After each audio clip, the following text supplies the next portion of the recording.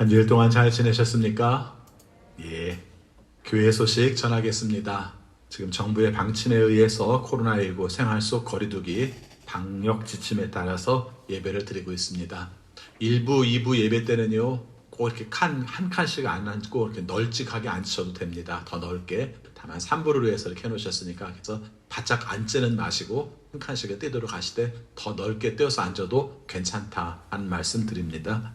그리고 이렇게 오시다가도 좀 열이 있다든가 그럴 때는 다음 주에는 또 가정 예배 드리셔도 됩니다. 그래서 지금 계획은 뭐 특별히 변동이 없으면은 5월 31일 날은 전체가 함께 나와서 예배 드리고 교육부서도 오후 예배도 한번 시작을 해보려고 합니다. 다만 이렇게 명확하게 말을 못하는 이유는 지난번 이태원 확진자 발생함으로 인해서 한 주간 또 연기되고 있거든요. 그래서 거기에 맞추어서 진행된다는 것 여러분께서 아시고 잘 참여해 주시면 고맙겠습니다.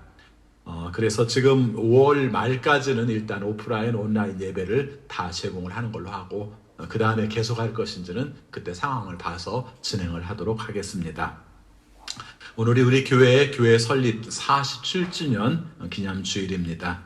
1973년 5월 20일 날 우리 교회가 시작되어서 이번 기념으로 두 가지를 하는데 하나는 역대 주보 및 역사 자료 전시회를 합니다. 우리 이성진 목사님이 갑자기 생각을 해내셔서 이거 하면 좋겠다 해서 하게 되었고요. 여러분들에게 아울러서 말씀드리고 싶은 것은 혹시 2010년 이전 사진들을 좀 가지고 계시면 교회 행사 사진을 가지고 계시면은 목사님에게 좀 보여주시면 목사님께서 스캔 뜨고 돌려드리려고 합니다. 해당되는 분들이 생각보다 많지는 않을 거예요. 그래서 그렇게 자료들을 만들어서 내년에는 사진을 좀 전시를 좀 해보려고 합니다. 생각보다 교회 역사 자료들이 많지 않아서 주보도 2001년도부터 주보가 있고 그전에는 주보가 지금 보관되어 있는 게 없더라고요. 그래서 여러분들께서 함께 보시고 교회가 흘러온 역사들을 좀 주보로나마 함께 확인들을 해보시는 것도 좋을 것 같습니다. 예배 끝나고 2층 복도에서 보실 수 있고요. 또 한 가지는 오늘 여러분들에게 교회 생일떡을 드립니다.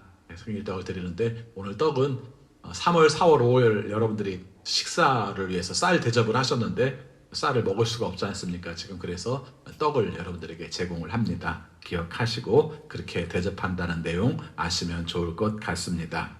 봄 신방 일정 오늘까지 작성해 주시고요. 예비신자 교육 신청도 오늘까지 해 주시기를 바라겠습니다. 오늘 공동 식사 쌀과 커피 대접은 한영숙 권사님께서 생일 감사해서 드리게 되고요. 지난번 우리가 함께 주사랑교회 의자 설치해 드리려고 우리가 헌금을 했었는데 오늘 개척 예배를 드립니다. 여러분들을 초대를 못해요. 좌석이 딱 25명이라 초대는 한 100명 정도 올 거라고 초대를 해놨는데 앉을 수 있는 좌석은 25석밖에 안 됩니다. 그래서 아마 예배 순서자와 가족들 이 정도 빼놓고는 다 밖에서 서서 예배를 드려야 되지 않을까 그렇게 생각을 합니다. 그래서 저의 계획은 언제 한번 주일날 오후든지 날을 잡아서 우리가 함께 그 교회 축하하고 또 축복해주는 시간들을 따로 가지려고 합니다. 그때 여러분들께서 같이 가셔도 좋을 것 같습니다. 그리고 또 한 가지 당부드리기는 다음 주일날 서울신학대학교 총장이신 황덕형 목사님을 모셔서 같이 예배드리고 설교 듣는 시간을 가지려고 합니다. 이게 왜 중요하냐면요. 그냥 다른 대학이 아니라 그냥 대학 총장이 아니라 우리 교단의 목회자들을 배출하는 신학교예요. 그래서 우리가 함께 기도해야 됩니다. 근데 어느 때보다도 우리 서울신학대학만이 아니라 모든 신학대학들이 굉장히 지금 어렵게 살림을 하고 있습니다. 그래서 함께 우리가 위에서 축복도 해드리고 또 기도도 해드리고 또 서울신학대학의 사정도 우리가 얘기를 듣는 시간을 가지려고 그렇게 합니다. 또 마침 금년 이번에 하고 있는 서울신대 총장 임기가 4년인데 지금 하고 계신 총장이 저하고 동기입니다. 그래서 여러분 그런 이유가 있어서 초대를 하니까 기억하시고 다음 주에 지금 부탁은 2부, 3부 예배를 설교를 해달라고 부탁을 했는데 잘 모르겠어요. 상황이 3부만 하게 될지 아니면 2부도 같이 할지 모르겠습니다. 여러분 기억하시고 또 서울신학대학교 위에서 함께 기도해 주시기를 부탁드리겠습니다. 우리 함께 인사하겠습니다. 손흔들 이렇게 멀리까지 한번 얼굴들을 보시고 인사하시기 바랍니다. 주님의 이름으로 사랑합니다. 주님의 이름으로 사랑합니다. 우리 다시 한번 인사하겠습니다. 꼭 보시면서 하시기 바랍니다. 기쁨으로 예배드립시다. 다 같이 묵상기도 하심으로 주일날 예배 하나님께 드리겠습니다.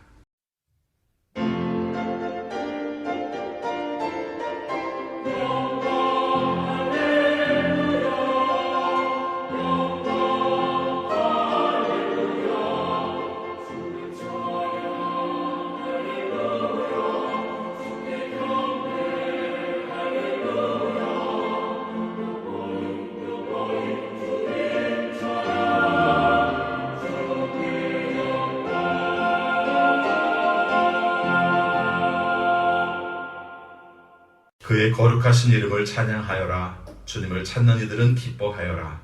주님을 찾고 그의 능력을 힘써 사모하고 언제나 그의 얼굴을 찾아 예배하여라. 아멘. 아버지 하나님, 저희들을 사랑하셔서 지난 주일로 한 주간 동안 주님의 은혜 가운데 살게 하여 주시고 오늘 거룩한 주일 주 앞에 나와 예배하게 하심을 진심으로 감사드립니다. 호흡 있는 자마다 주를 찬양하라고 말씀하셨습니다. 이 시간 주 앞에 모여 하나님께 영광 돌릴 때에 받아 주옵소서. 하나님이 원하시는 뜻대로 살려고 노력하였지만 주님 앞에 섰을 때에 온전하지 못함을 주 앞에 고백합니다. 우리의 죄를 용서하여 주시고 새 마음을 부어주셔서 하나님이 원하시는 온전한 예배 드릴 수 있도록 인도하여 주옵소서. 예수 그리스도 이름으로 기원하옵나이다. 아멘. 다 같이 일어나셔서 경배 찬송 31장 거룩하신 하나님 이어서 부르시겠습니다.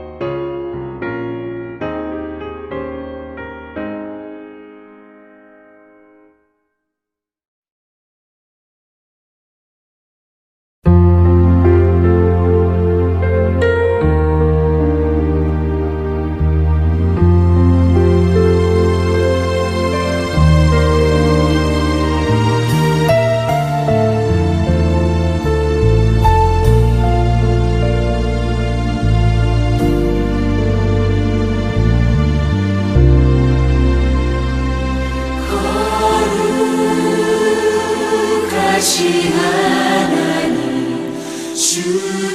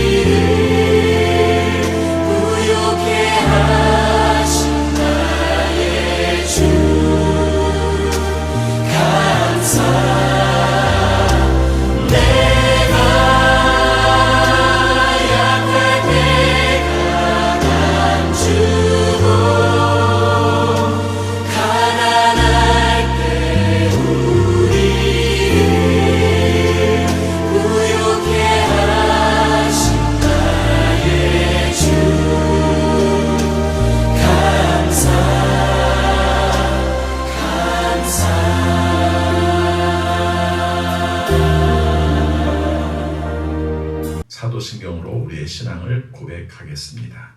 나는 전능하신 아버지 하나님 천지의 창조주를 믿습니다. 나는 그의 유일하신 아들 우리 주 예수 그리스도를 믿습니다. 그는 성령으로 잉태되어 동정녀 마리아에게서 나시고 본디오 빌라도에게 고난을 받아 십자가에 못 박혀 죽으시고 장사된 지 사흘 만에 죽은 자 가운데에서 다시 살아나셨으며 오시어 전능하신 아버지 하나님 우편에 앉아 계시다가 거기로부터 살아있는 자와 죽은 자를 심판하러 오십니다. 나는 성령을 믿으며 거룩한 공교회와 성도의 교제와 죄를 용서받는 것과 몸의 부활과 영생을 믿습니다. 아멘. 자리에 앉으시기 바랍니다. 이 시간 함께 기도하실 때 김정원 장로님 기도 인도하시겠습니다.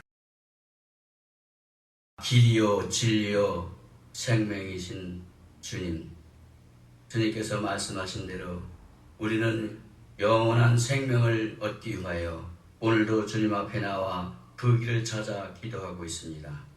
아버지 하나님, 우리에게 은혜를 베풀어 주시고 우리의 삶을 도와주신 주님, 오늘도 우리를 보고 늘 지켜주신 주님께 감사와 영광을 돌립니다. 주님, 이 시간도 많은 사람들이 코로나로 인하여 많은 고통을 받고 있습니다. 이 모든 문제를 해결할 수 있는 것은 오직 주님뿐이오니 주님께서 우리 사랑하는 모든 성도들에게 그 은혜를 베푸셔서 코로나를 물러가게 하시고 모든 생활에 있어서 어려움이 없도록 주님께서 역사하여 주시옵소서. 우리 세계 모두가 코로나로 인하여 모든 경제가 무너지고 모든 사람이 죽어가고 있습니다. 이 모든 것은 우리가 잘못된 죄로 인해서 주님 앞에 회개하지 못한 것을 다시 한번 주님 앞에 아닙니다. 아버지 도와주시어서 우리를 주님께서 용서하지 않으시면 모든 것을 해결할 수가 없습니다. 주님께서 도와주시어서 우리 모두가 안전한 생활을 할 수 있도록 아버지 도와주시옵소서. 특별히 우리 대장성결교회 주님께서 도와주셔서 여태까지 코로나 확진자가 한 사람도 안 나오게 해주심을 감사드립니다. 모든 일이 협력하여 선을 이룬다고 했습니다. 우리 모두가 서로를 도와서 배려하게 하시고 그 마음 하나하나가 아버지와 주님을 섬기는 삶을 살아가는 우리 성도들 될 수 있도록 아버지 도와주시옵소서. 이 시간 주님의 귀한 은혜의 말씀을 전하는 목사님 주님께서 기억하시고 지켜주셔서 건강하게 하시고 아버지의 말씀을 전할 때마다 우리 마음판에 새길 수 있도록 도와주셔서 이 성전을 떠나가서 생활할 때에도 일주일 동안도 그 말씀을 붙잡고 생활할 수 있도록 아버지 도와주시옵소서. 또 아버지 동역자 우리 이성진 목사님을 더욱더 기억하여 주시고 축복해 주시옵소서. 여러 가지 일로 바쁘고 그렇지만 그러나 주님의 이름 많은 일을 하고 있습니다. 아버지 이성진 목사님도 도와주셔서 어려움이 없도록 주님 역사해 주시고 이제 코로나로 인해서 아버지 교회 학교가 아직 문을 열지 못했습니다. 아버지 도와주셔서 교회 학교도 잘 되어서 어린 영혼들이 아버지 주님을 사모하는 마음을 가질 수 있도록 아버지 역사하여 주시옵소서. 이 시간 주님께서 이 지역의 모든 것을 주님께서 주관하시오니 이 교회 안에서도 주님께서 주관하여 주셔서 우리 성도들 하나하나가 주님께 나와 아뢰는 모든 것을 소망을 바라는 것을 이루어질 수 있도록 아버지께서 함께하여 주시옵소서. 처음부터 끝까지 주님께서 지켜주시고 보호해주시고 영원토록 우리의 아버지와 지켜주시는 아버지 주님께서 오늘도 함께하여 주시길 간절히 바랐고 원하며 우리 구주 예수님의 이름으로 기도드렸옵나이다. 아멘.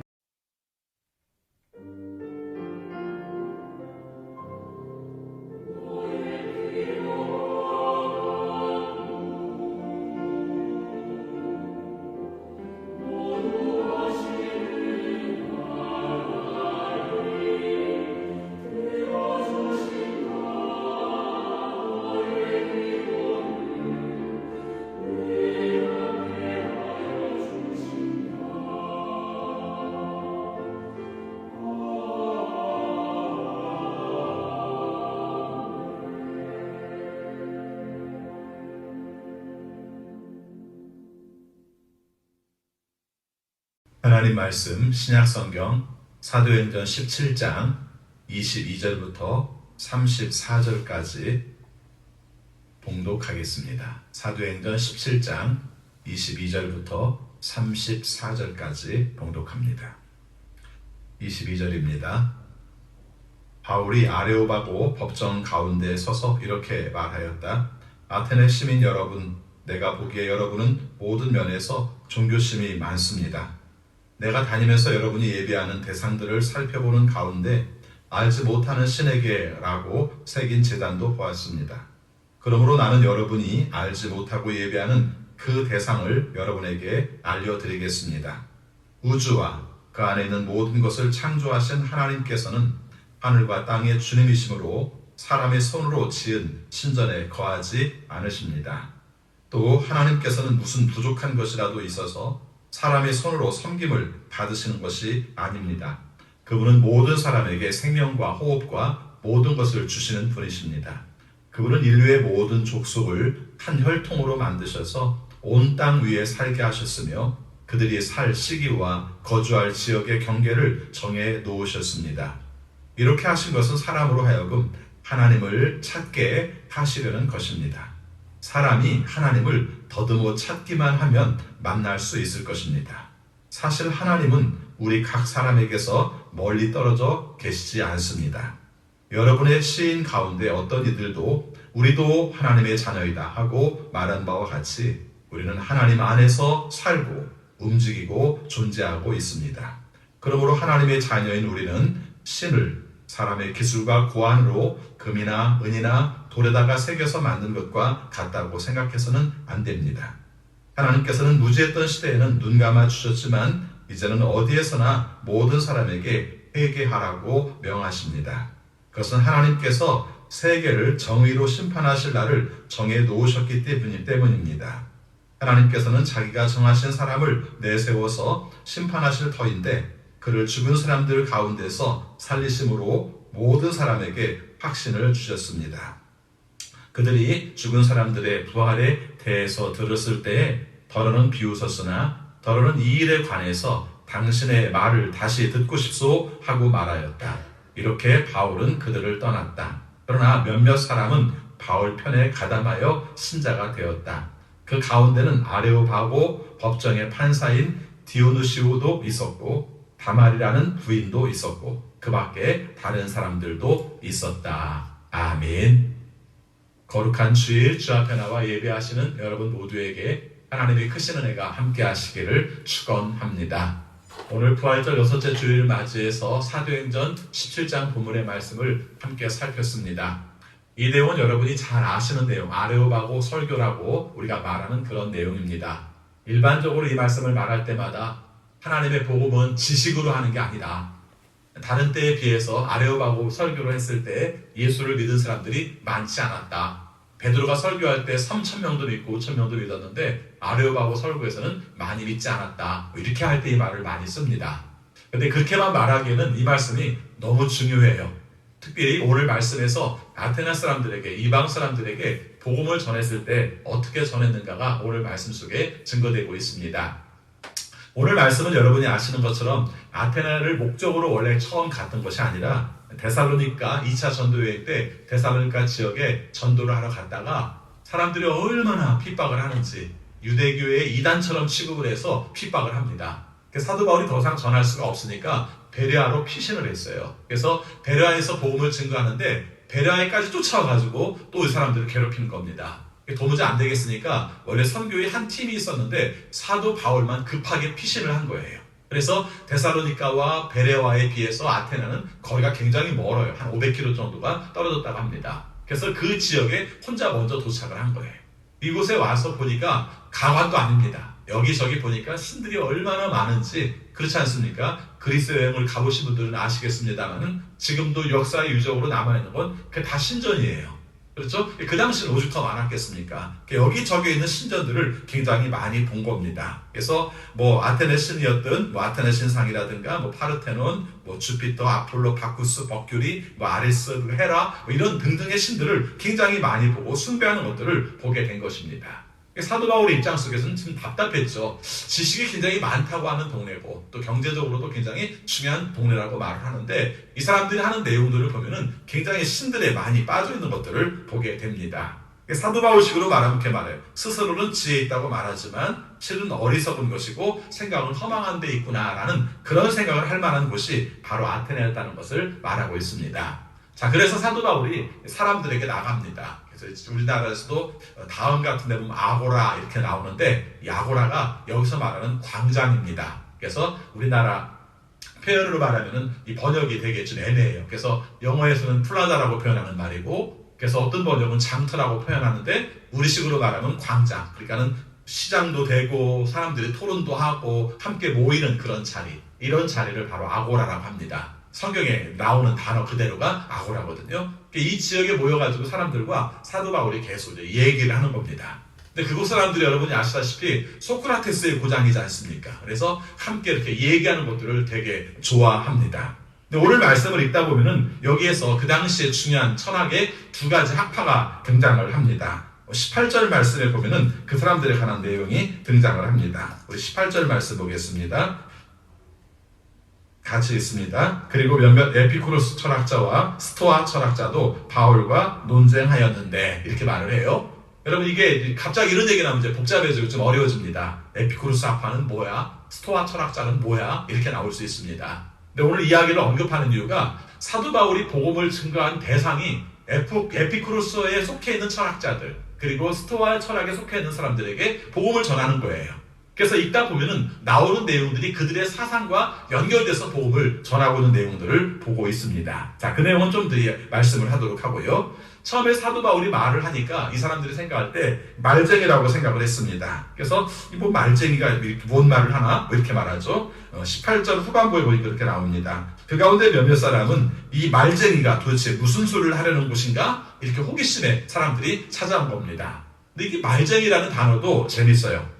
일반적으로 쓸 때 이 말을 어떻게 쓰냐면은 씨를 쪼는 새와 같은 이렇게 의미를 쓴다고 합니다. 그러니까 한마디로 말하면 여기서도 조금 취해가지고 사람들이 보면 막 이렇게 잘난 척하면서 말하는 아는 지식도 많지 않은데 이말저말 하는 이런 사람들을 갖다가 지금 여기서 말하는 말쟁이라고 표현을 한 겁니다. 사도 바울이 이제 그런 존재로 본 것이죠. 그래서 머리에 든 건 많지 않은데 지식의 부스러기를 여기저기 모았다가 잘난 척하면서 떠버리는 사람 이렇게 생각해서 그 사람의 말을 듣게 된 겁니다. 근데 듣다가 보니까 자기들이 알지 못하는 게 나와요. 자기들이 알지 못하는 내용이 나오니까 이것에 대해서 관심을 갖기 시작합니다. 그게 뭐였냐면은 예수라는 존재와 그 다음에 부활이라는 존재에 대해서 얘기를 하는 겁니다. 그러니까 이 사람들이 예수를 몰라요. 그리고 부활을 모릅니다. 우리는 이걸 섞어서 예수의 부활이라고 말할지 모르는데 성경에서는 분명히 예수와 부활에 관하여라고 따로따로 표현을 하고 있습니다. 그래서 이 사람들이 함께 이런 이야기들을 하게 되니까 이 사람들이 거기에 대한 관심을 가지고 이야기하는 내용이 등장을 합니다. 사도 바울이 전한 내용을 볼 것 같으면 18절 후반부입니다. 거기 보면 이런 말이 나옵니다. 그것은 바울이 예수를 전하고 부활을 전하기 때문이었다. 이렇게 말해요. 그래서 외국의 신을 선전하러 왔네? 한번 들어볼까? 근데 그 전하는 내용이 바로 예수를 전하고 부활을 전하기 때문에 그랬다. 이렇게 말합니다. 여기서 전한다는 말은 그냥 이야기했다는 정도가 아니라 선포했다는 뜻으로 쓰이고 있습니다. 그래서 예수를 선포하고 그 다음에 부활을 선포했다. 이렇게 말합니다. 여러분 제가 오늘 강조하는 것이 바로 이겁니다. 복음이 뭔가라고 말했을 때 예수와 부활을 전하는 거예요. 우리가 삶 속에 생각할 때마다 예수를 전하는 걸 알겠는데 부활을 따로 전한다는 게 중요해요. 사도 바울은 중요하게 여겼어요. 그래서 예수와 부활이 복음의 핵심이고 또 증거해야 될 내용이라는 것을 말씀하고 있는 것입니다. 사도 바울은 부활에 대해서 굉장히 강조를 많이 해요. 여러분이 아시는 것처럼 사도 바울 고린도전서 15장 같은 경우는 부활에 대해서 전체적으로 얘기해요. 그래서 어떤 사람들은 부활이 어리석은 것처럼 보이지만 이런 말을 해요.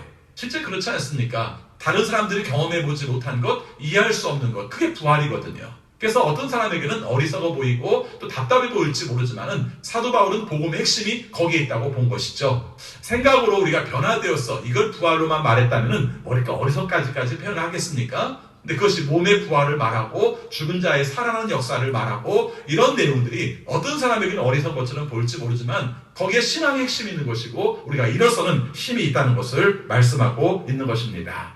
그래서 아테네 설교의 중요점이 바로 거기에 있는 것입니다. 예수와 부활, 이것이 복음의 핵심이고 그것을 증거하게 되었을 때 그 사람들에게 어떤 영향들을 미치게 되었는가 말씀을 하고 있는 것입니다. 한번 생각해 보시기 바랍니다. 아까 말한 사람들이 나름 철학을 생활처럼 즐기는 사람들이에요. 그래서 에피쿠로스 학파는 우리 어렸을 때는 그냥 쾌락주의자 이렇게 표현합니다만은 그렇게 말하기에는 조금 굉장히 깊은 의미들을 좀 가지고 있는 사람들이죠. 그래서 그 사람들에게도 똑같이 예수와 복음에 대해서 말씀을 하고 있습니다. 자, 그러면은 사도 바울이 이 사람들에게 복음을 증거할 때 그 사람들의 철학을 어떻게 끌어들이는지를 잠깐 보도록 하겠습니다. 이 에피쿠로스 철학자들은 우리식으로 말하면 이신론자라고 표현합니다. 한마디로 말하면 창조주와 같은 절대적인 신은 있다, 그렇게 표현을 해요. 있긴 있어. 절대적인 신이 있기는 있는데 그 신이 우리하고 좀 멀리 떨어져 있다. 그래서 인간과는 좀 떨어져 있다. 그래서 우리가 모든 것을 창조하고 모든 것을 만들고 그런 건 맞는데 뭐 인간을 돕는다든가 인간을 해치다든가 그러지는 않는다, 이렇게 표현하는 거예요. 그래서 실은 인간은 사실 실제적으로 따진다면 신이 있는 세상에서 사는 게 아니라 그냥 신 없는 세상에서 조용하고 신중하고 적절하게 살아가는 게 중요하다, 이렇게 생각하는 신앙관을 가지고 있는 것이죠. 그래서 신은 없다고 생각하지는 않지만 그러나 우리에게 있어서 직접적으로 개입해서 잘못한 것을 뭐라고 한다든가 우리가 온전한 것을 축복해 준다든가 이러는 신은 아니야. 하나의 만들어진 자연 질서가 있다면 그대로 살아가도록 내버려 두는 게 신이야, 이렇게 생각을 한 겁니다. 근데 사도 바울이 이 이야기를 할 때 보면은 그런 말을 직접적으로 하진 않습니다만은 우리가 신에 대한 이야기를 할 때 그런 얘기를 해요. 24절 말씀에 보니까 우주와 그 안에 있는 모든 것을 창조하신 하나님께서는 하늘과 땅의 주님이심으로 사람의 손으로 지은 신전에 거하지 않으십니다, 이렇게 표현을 해요.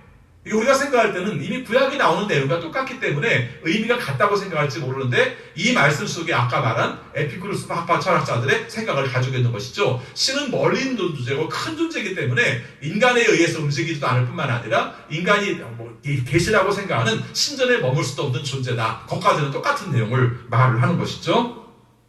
그 다음에 이런 얘기를 합니다. 25절에서 보니까 또 하나님께서는 무슨 부족한 것이라도 있어서 사람의 손으로 섬김을 받으시는 것이 아닙니다. 그분은 모든 사람에게 생명과 호흡과 모든 것을 주시는 분이십니다. 그러니까 넓은 의미 속에서 창조하시고 우리와 함께 하시는 그런 내용들을 이야기하는 내용으로 함께 그들의 말에 동조를 합니다.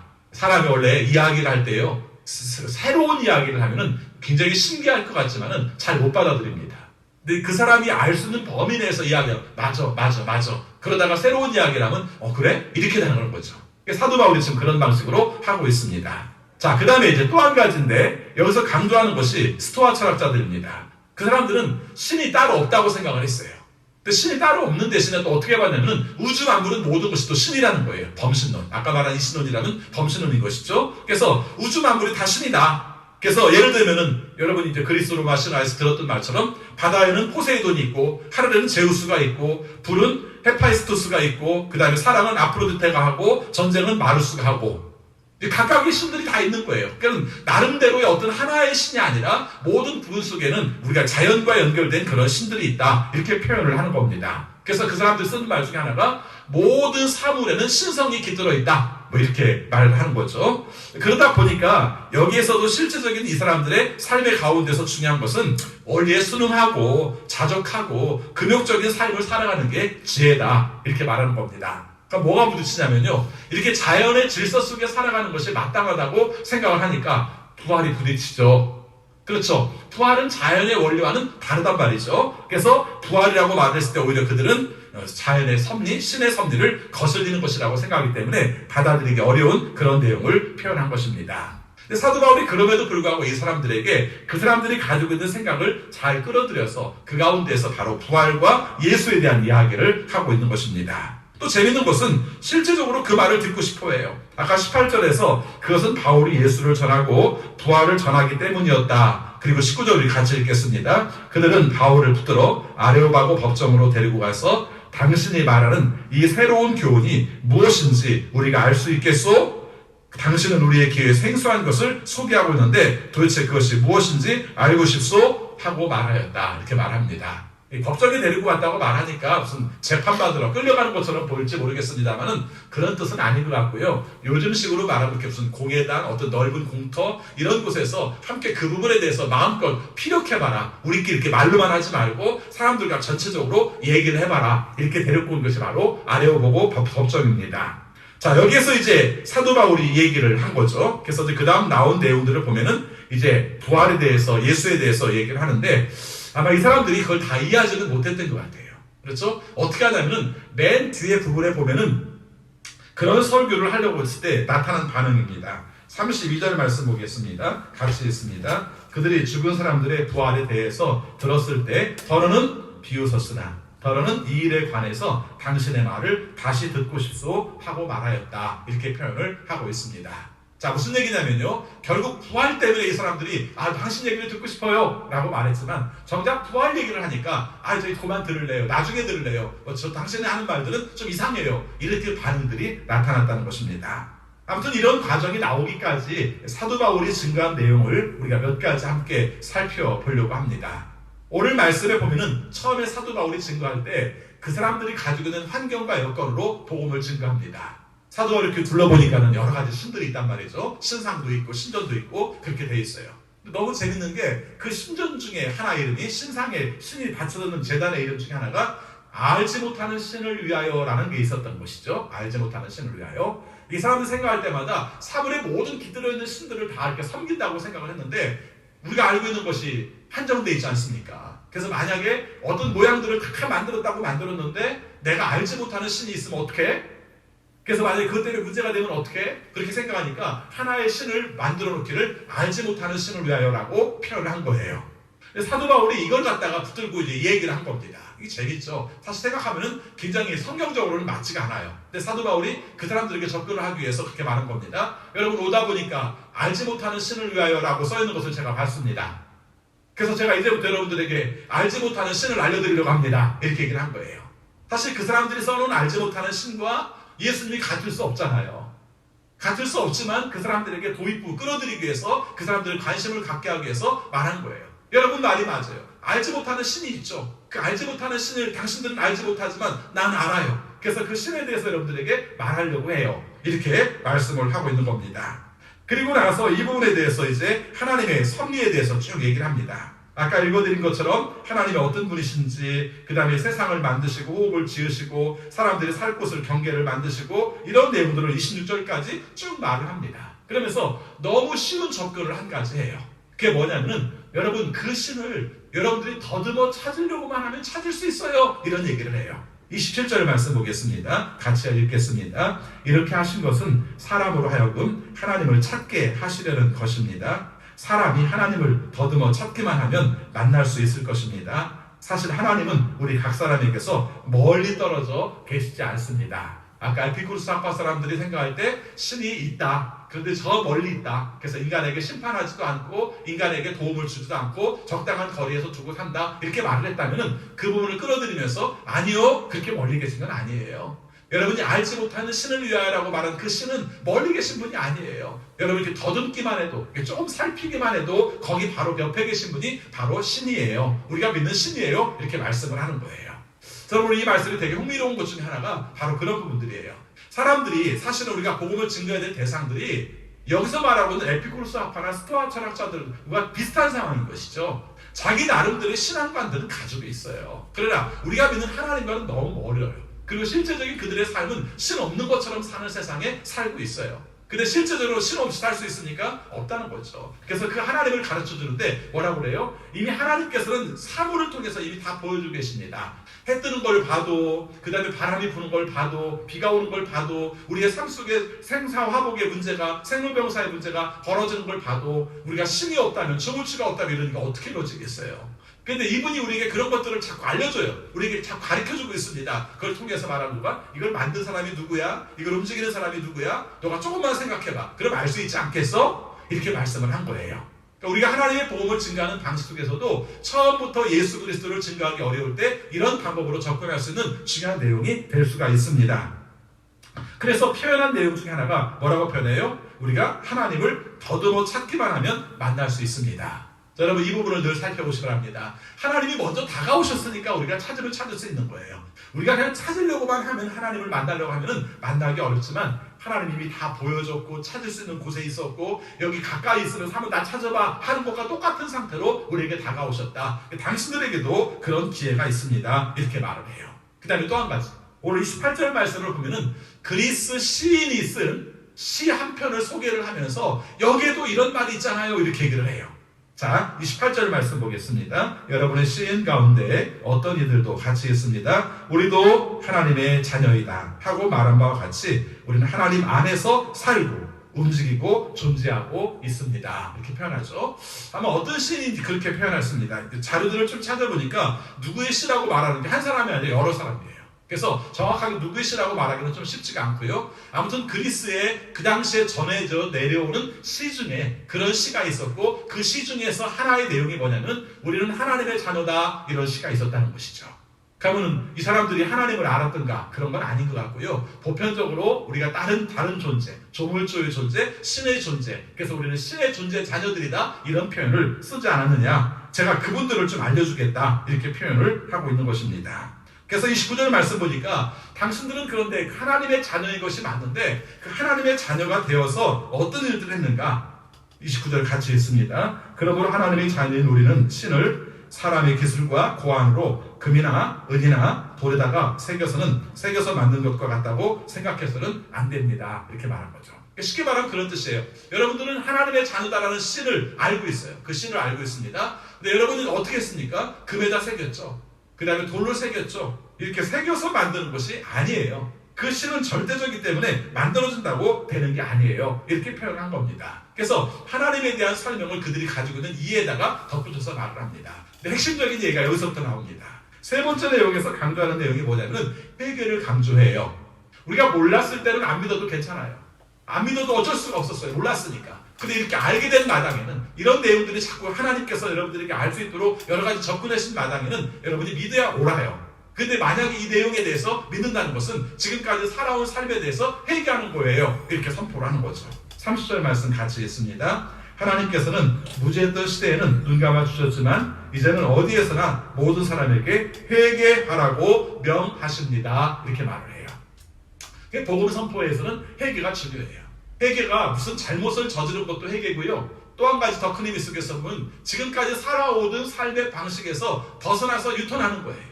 그렇죠? 당신들이 지금까지는 어떤 신에게 절하고 그런 용서받을 수 있다고 생각하고 또 그 안에서 우리가 쾌락적인 삶들을 추구하면서 그것이 우리의 인생에 있어서 가장 중요한 목표라고 생각하고 살아갔어요. 근데 그것이 옳지 않다는 걸 알았습니다. 그럼 어떻게 돼요? 돌이키는 거죠. 여러분, 우리가 살아온 삶 속에서도 우리는 늘 진리 가운데 사는 것 같습니다만은 어느 시대는 진리였다가 나중에 보면 진리가 아닌 게 되게 많아요.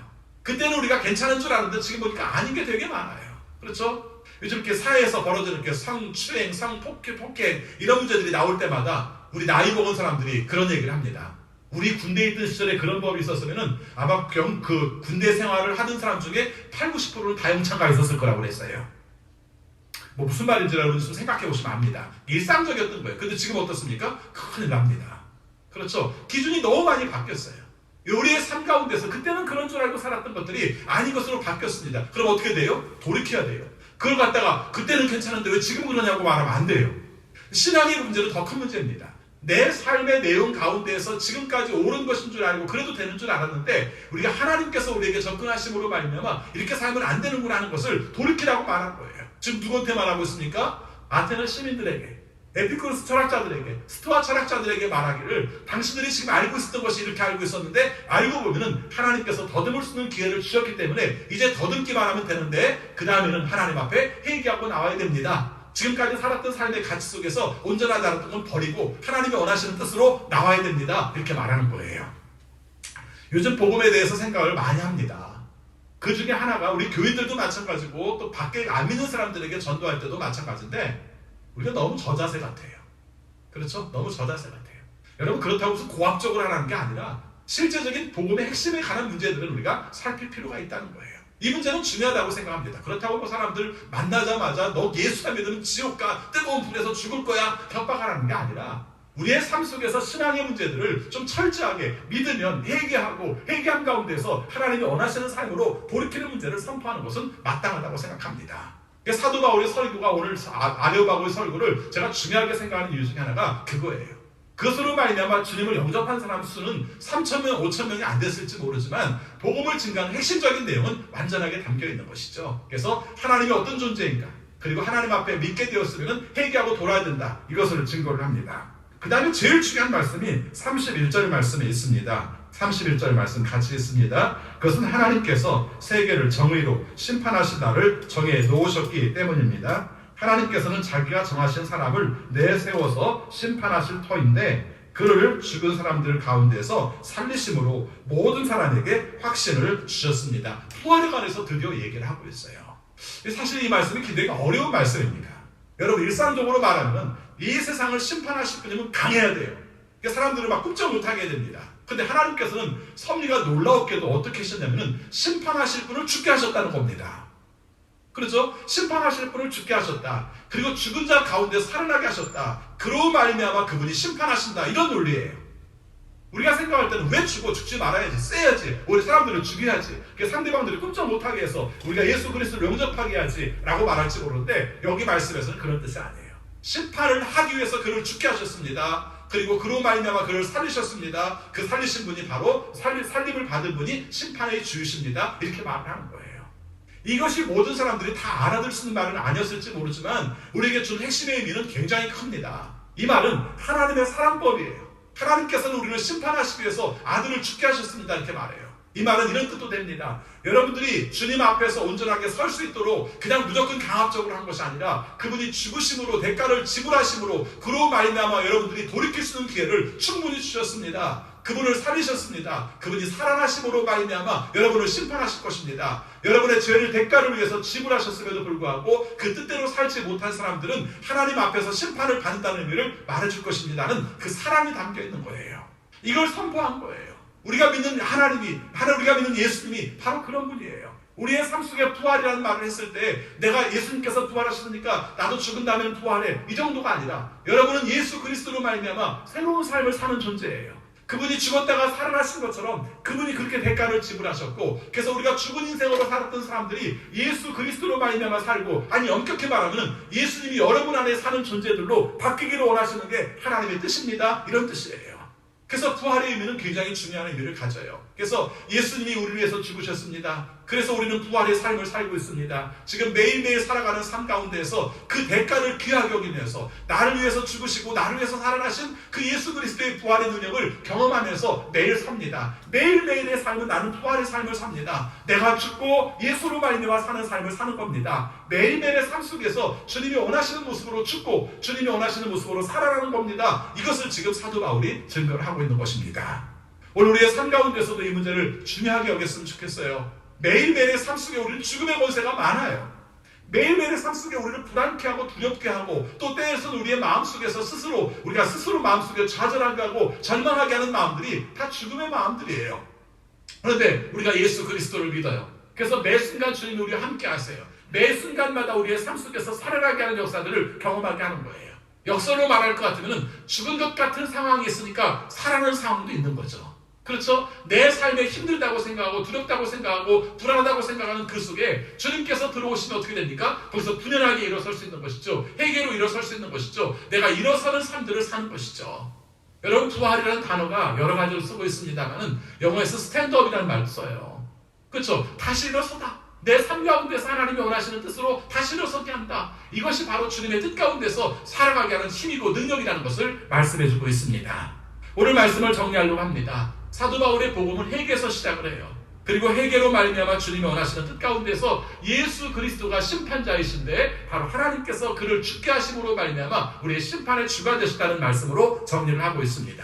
오늘 우리의 삶도 마찬가지입니다. 주님께서 원하시는 뜻을 이루어 나갈 때마다 이 말씀을 붙들고 나가는 여러분들이 되시기를 바라겠습니다. 우리의 구원이 어디서 비롯되나요? 예수님께서 십자가의 죽으심으로 비롯되었어요. 우리의 구원이 어디서 비롯되나요? 그분께서 하나님께서 살리심으로 말미암아 우리가 그리스도 안에 머물게 하는 역사로 말미암아 우리의 삶을 살게 하셨어요. 지나온 시간들을 다 심판하세요. 내가 살아온 삶 가운데 있었던 것은 다 의미 없는 것이라는 것을 깨닫게 하세요. 그래서 진정으로 회개하게 하시고 돌이키게 하시고 새로운 의욕을 가지고 살게 하세요. 이게 주님이 원하시는 뜻 가운데 살고 있는 능력입니다. 우리는 평생도록 겪어보지 못했던 것들을 지금 겪고 있지 않습니까? 코로나19의 상황은 우리의 삶 속에 굉장히 중요한 의미를 주고 있고요. 또 그러면서도 마음을 불안케 하는 것은 이 일들이 계속 지속될지도 모른다는 마음들을 가지고 있어요. 그래서 우리가 어느 정도 조금 주춤하다가 가을 되면 또 일어설 거야라는 이론들이 되게 많이 있습니다. 그리고 내년에는 또 다른 변종의 바이러스들이 생길지 모른다는 생각들도 가지고 있습니다. 그런데요, 여러분 우리가 분명히 알아야 될 것은 우리가 과학의 힘에 의해서 노력할 건 노력하고요. 또 한 가지는 어쩌면 우리의 삶 가운데서 이런 문제들을 극복하면서 살아가야 될 수도 있어요. 쉽게 말하면 미세먼지가 점점 많아지는 걸 알면서도 아이고 숨 못 쉬겠네, 밖에 나가면 안 되겠네, 처음에 이렇게 생각을 하다가 나중에는 우리가 마스크 쓰고 다 나가고 생활하고 그랬던 것처럼 우리의 삶 속에 이런 문제들이 그렇게 될지도 모른다는 거죠. 제가 무슨 위협과 협박으로 이런 말을 하는 것이 아니라 우리의 삶 속에 정말 두려운 것은, 정말 무서운 것은 그런 마음들을 가지고 살아가는 가운 속에서 매일매일 불안과 그 불안정한 마음으로 사는 게 가장 위험할 수도 있다는 것이죠. 또 이것이 결과적으로 사람들에 대한 경계와 혐오와 차별의 마음대로 살아가는 것이 더 위험할 수도 있다는 것이죠. 정말 중요한 것은 이 마음 가운데서 주님은 살아계시고 주님이 역사하시고 주님께서 물리쳐주시는 주님의 능력으로 살 수 있다는 마음, 이것도 우리의 부활의 신앙의 중요한 내용이라고 생각을 합니다. 여러분 오늘 우리의 삶의 모습들을 한번 살펴봅시다. 나는 죽은 자로 살고 있는가, 아니면 그리스도로 말미암아 살아있는 자로 살고 있는가? 이 말을 깨닫지 못하는 자는 깨닫지 못하는 자대로, 또 깨달았지만 그것을 내가 받아들이지 못하는 자는 받아들이지 못하는 대로 정말 필요한 것은 예수 그리스도의 부활의 소식이라는 것입니다. 맨 처음에 그런 말씀을 드렸어요. 이 사람이 증거할 때마다 예수와 부활에 대해서 증거했다, 이런 말을 했어요. 그렇죠? 예수가 어떤 분인가도 알아야 되지만 그로 말미암아 부활의 삶이 우리에게는 어떤 의미를 가지고 있는가, 이걸 생각한 거예요. 그래서 실제적으로 예수의 부활이라고 표현하지 않고 예수와 부활이라고 표현을 한 거예요. 예수님께서 부활하셨는데 그것이 우리의 삶 가운데서도 부활의 역사를 이루어서 매일매일의 삶 가운데서 그리스도로 살고 그리스도의 뜻 가운데서 부활의 삶을 살아야 될 이유들을 충분히 말씀해주고 있는 것입니다. 이번 한 주간 사실 때에도 여러분 의욕 있게 좀 살아보세요. 담대하게 좀 살아보세요. 내가 죽은 자처럼 살지 말고요. 그리스도께서 내 안에 살아계시면 코로나19가 아니라 다른 어떤 문제를 할지라도 내가 충분히 이겨나가고 믿음으로 감당하여서 하나님의 놀라운 역사를 이룰 것이라는 부활의 신앙을 가지고 살아가는 한 주간이 되시기를 축원합니다. 기도하겠습니다. 아버지, 저희들을 사랑하셔서 오늘도 말씀으로 묵상하게 하시고 우리 자신을 보게 하심을 진심으로 감사합니다. 사도 바울이 아테네에서 아레오바고의 설교를 한 내용을 저희들이 함께 묵상했습니다. 여러 가지 정황이 쉽지 않지만 그 사람들에게 맞추는 것 같으면서도 가장 본질적인 내용, 하나님은 창조주시고 하나님은 가까이 계시며 우리가 찾을 만한 곳에 계실 뿐만 아니라 주 앞에 나갈 때는 회개하고 우리의 삶을 돌이켜야 되는데 그것이 바로 부활의 주로 말미암아 우리가 주님을 찾고 주님으로 살게 된 배경이 되었다는 것을 우리에게 말씀해 주셨습니다.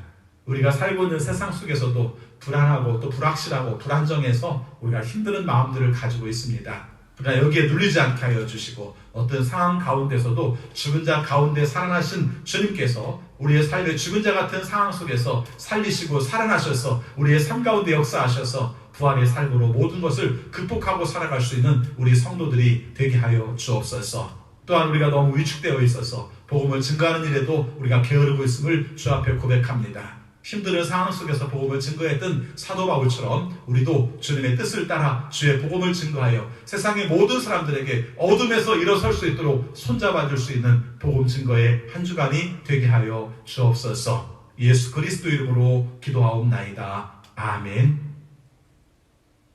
찬송가 497장 부르시면서 동원하시겠습니다.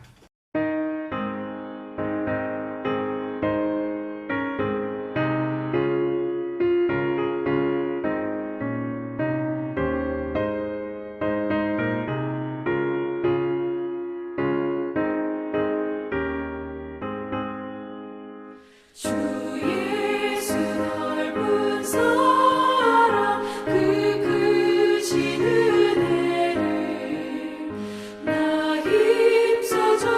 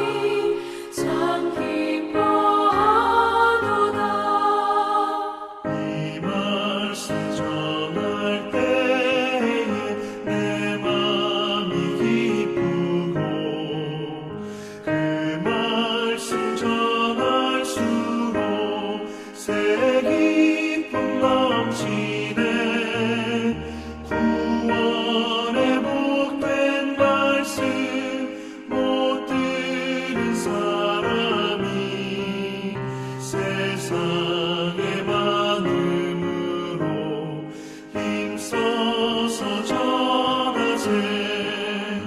예부터 전한 말씀 주 예수 그 신사랑 나 항상 전파하기 참 기뻐하도다.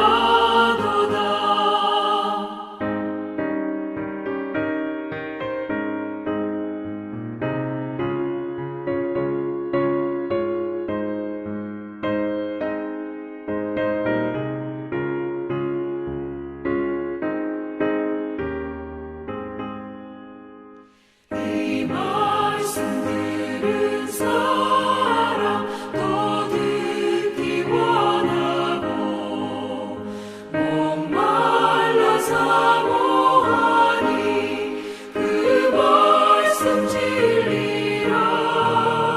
그 나라 영광 중에 나 부를 새 노래. 예부터 좋아하던 이 말씀뿐일세. 예부터 전한 말씀 주 예수 그 신사랑 나 항상 전파하기 참 기뻐하도다.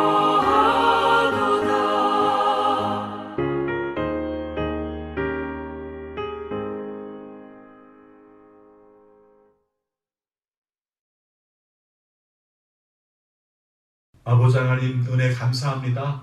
저희들에게 말씀 주셔서 감사합니다. 일용할 양식 건강 주셔서 감사합니다.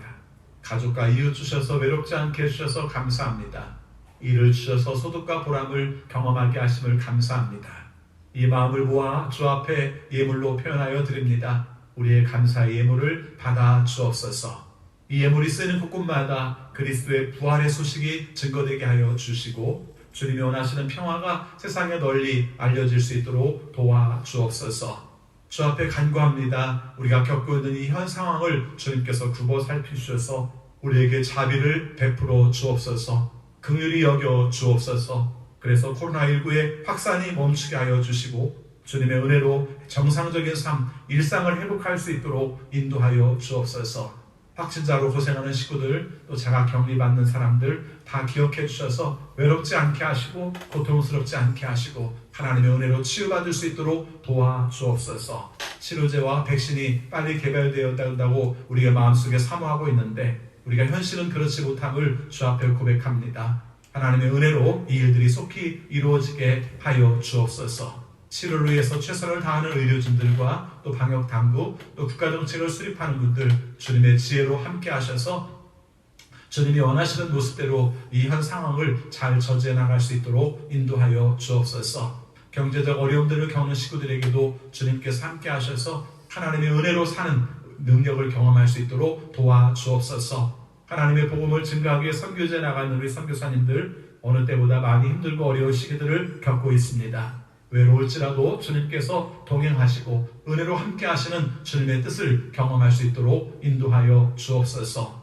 아버지, 우리 성도들을 기억하여 주옵소서. 오랜 기간 동안 주 앞에 나오지 못하고 또 정상적인 신앙생활들이 어려운 상황에 있지만 그러나 주님과의 관계는 극히 정상적이고 더 깊어져서 하나님이 원하시는 모습으로 바로 설 수 있도록 인도하여 주옵소서.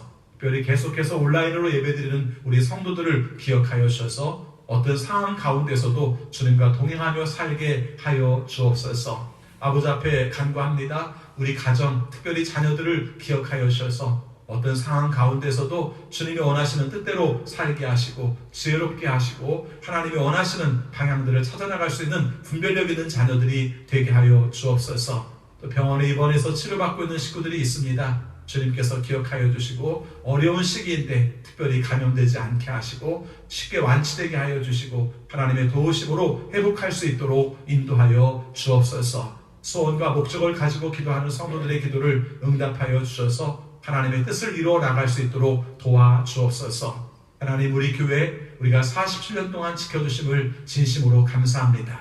이후에 우리 교회를 통해서 지역사회에 복음을 온전하게 증거하고 정말 복음의 핵심을 잘 전할 수 있는 우리 교회가 되게 하여 주옵소서.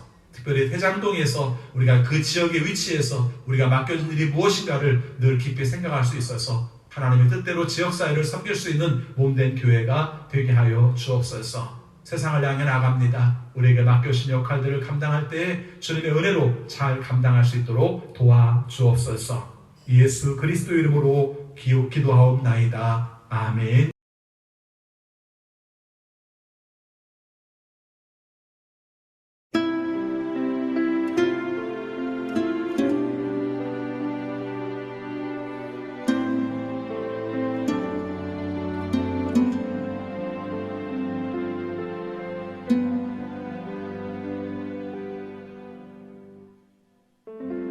주님 내가 여기 있사오니 나를 보내소서. 나의 몸 주께 드리오니 주 받으옵소서. 주님 내가 여기 있사오니 나를 써주소서. 가진 것 모두 다 주께 드리오니 주 받으옵소서.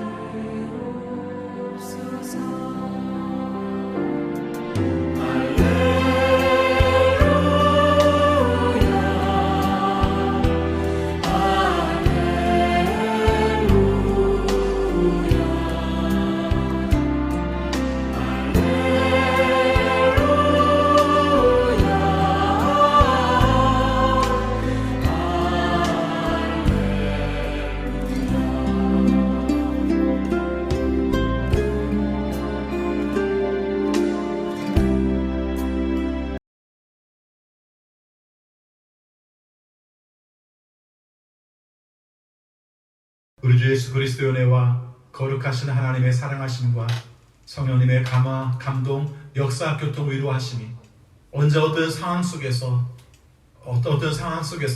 죽은 자 가운데서 부활하셔서 우리에게 부활의 삶을 살게 하신 주의 뜻대로 살게 원하는 우리 모든 성도들에게 지금부터 영원까지 함께하옵시기를 축원하옵나이다. 아멘.